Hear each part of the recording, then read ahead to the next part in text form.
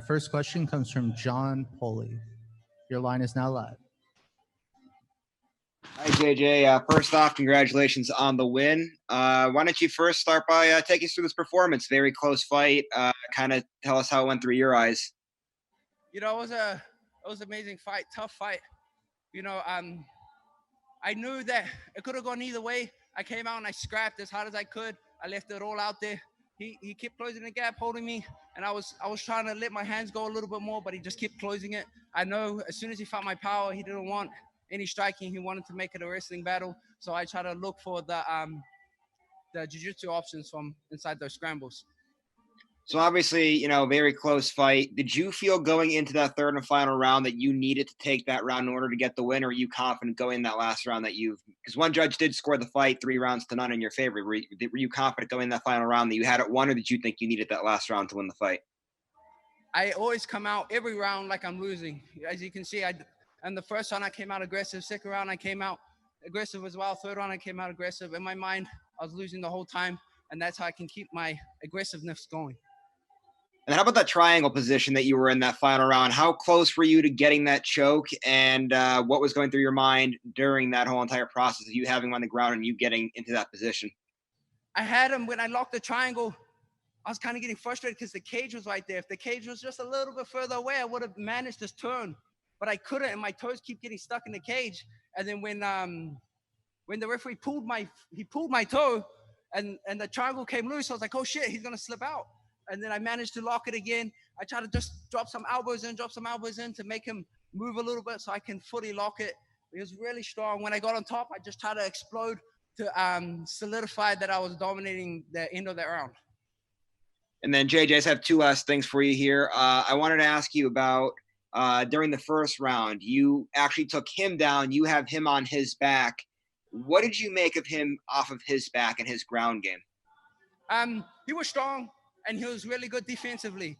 You know what I mean? I didn't feel any progression to go for a submission. I roll with a lot of black belt world champions.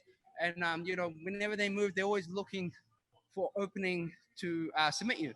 And I felt when I was on top of him, I had the double underhooks. When I kind of tripoded up, I saw he didn't really defend. So I laced the leg straight to mount.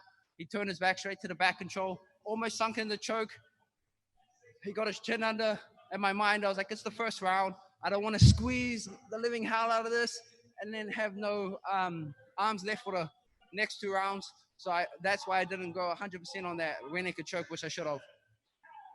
Next question goes to Keith Schilling. Your line is live. Jay, congratulations on the win. Heading into this fight, he was the bigger name. He was the one that was in the Grand Prix. He was the one who actually was the betting favorite. Did you feel like you were disrespected coming into the fight, undefeated, but still the underdog? You know, I let everyone have their own opinion. I had a lot of people on social media saying, oh, you can't take this guy down. He's NCAA. Oh, this guy's going to knock you out. And I was just like, we'll see. You know, we're going to bang. There's no doubt about it. We're going to step in that cage so we can actually see.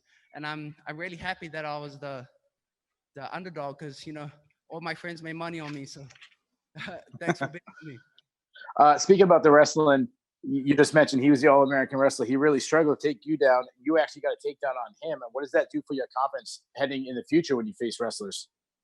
It gives me a lot of confidence. You know, that shows me that my wrestling is at that level. You know, and everyone that says, oh, your jiu-jitsu, all you have is jiu-jitsu, it's not true. You know, I came out there, I hit him with some strikes. I also took him down. That shows that I have abilities everywhere. Next question, Randall Foltz. Your line is live. What's up, JJ, man? Congrats on staying undefeated.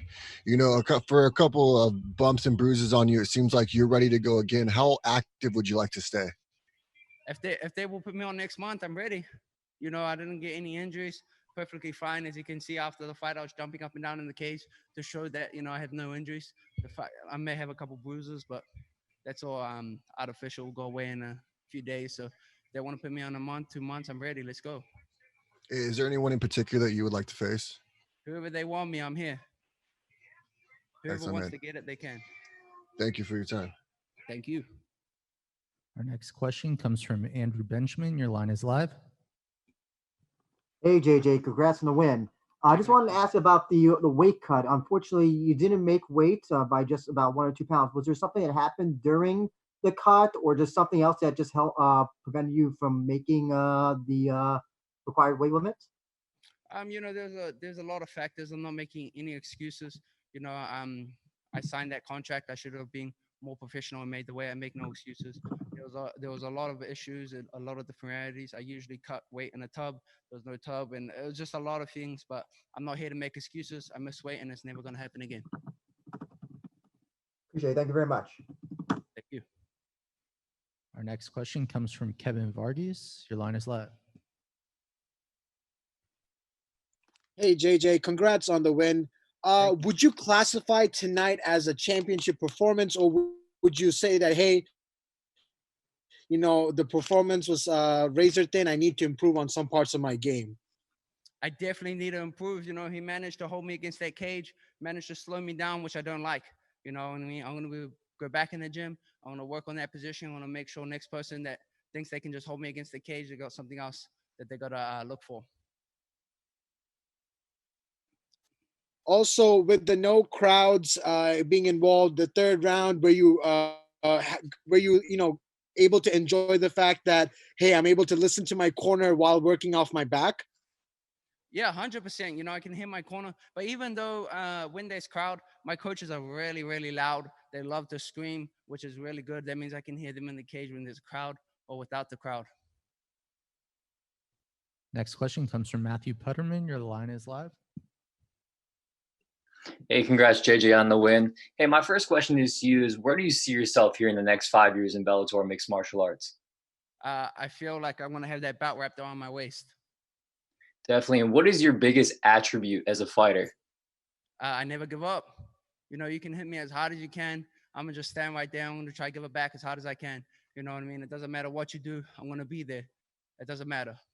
I think that's my attribute. If you go back in my culture, my history throughout my culture is just warriors. If you guys all know what the huck is, that's what my culture is. We're born and bred for this, so I'm here to prove to the world that Maoris are some of the best scrappers in the world. Definitely. And one question I got to ask you before you go is, what motivates you more, coming off a loss or coming off a win from a fighter's perspective? I know you're only 6-0 now as a fighter, but as professional, but if you lost a jiu-jitsu match, anything like that in your career? Yeah, I've actually lost a lot of jiu-jitsu matches. I came over here as a blue belt, actually. I was 16, 17 years old. I wanted to be world champion. I lost several times in jiu-jitsu, and that was definitely motivating and made me get back into the gym and train as hard as I can. But the thing about the sport is motivation isn't enough. Not every day you wake up and you're motivated. You just got to wake up. That's your job. That's what you got to do. You got to stay focused with motivation or no motivation. You just got to get up and you just got to do it. After you finish your training or whatever you got to do, you always feel better afterwards. So I just turn my brain off. I get up in the morning, I do my work, and then I go back and then I can enjoy my day.